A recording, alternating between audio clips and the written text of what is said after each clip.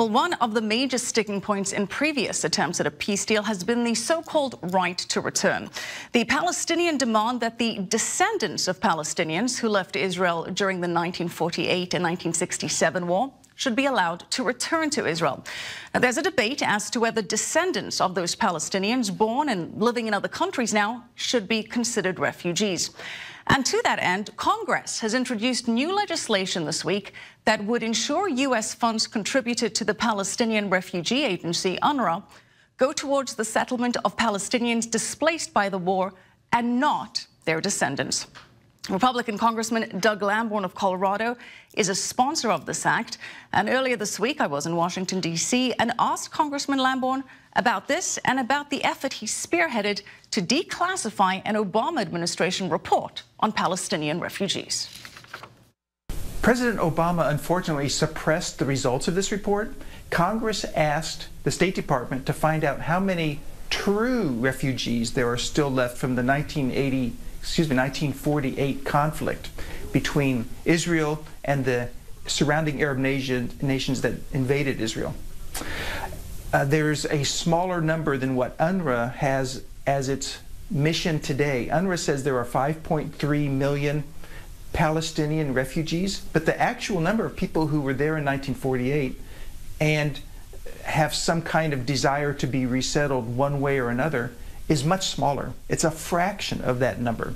Some of that 5.3 million number are people born in other countries, people living in comfort here in the United States. So UNRWA needs to define what its mission is. Getting the actual number is one step toward finding out what UNRWA's mission should be. They should concentrate on their original mission, which was to take the refugees from the 1948 conflict, work out some kind of arrangement, and then their mission is over. But they've adopted a political agenda, and their political agenda is the so-called Palestinian right of return.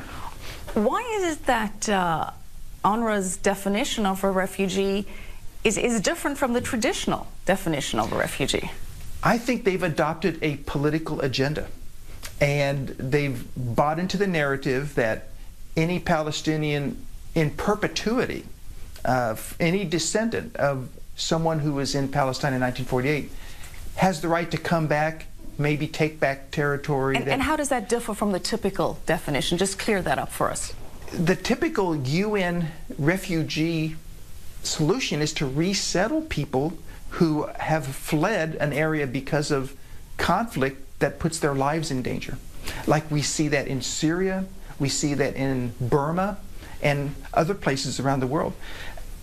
Maybe they end up going back, maybe they don't. That's one of those questions that's up in the air and depends on individual circumstances, national circumstances. But the Palestinian right of return is way beyond any of that. It's a separate political agenda. And you have now proposed legislation to more closely look at UNRWA, also with regards to its role in education and potentially continuing to incite violence. Tell us about that. Well, UNRWA, unfortunately, is also promoting like textbooks that are anti-Semitic and anti-American. That's something that's where they've gone off the rails. And U.S. taxpayer dollars go towards that. And U.S. taxpayer dollars goes to UNRWA. And go $333 billion, over $380 million or so, goes to UNRWA each year. It's a quarter of their budget. And yet they've exceeded their original mandate. We want, through my legislation, H.R. 6451, we want them to go back to their original mission, or we're going to stop giving them money. And my thanks to Congressman Lamborn again for his time.